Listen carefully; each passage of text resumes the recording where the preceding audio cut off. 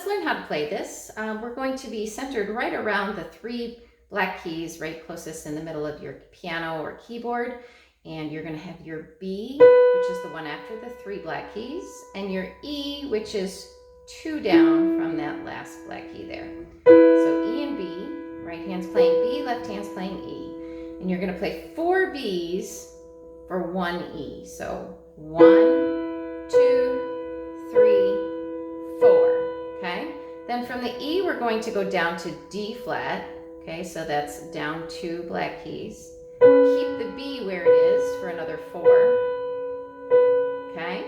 Then we're going to go down to A flat, and A flat is in the middle of those 3 black keys down there. Keep the B flat or B, and do it for 8 counts.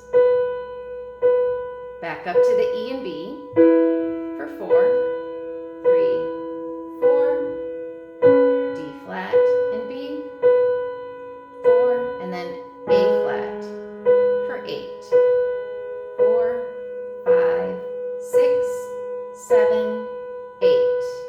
E and B, 3, 4, E, D flat and B,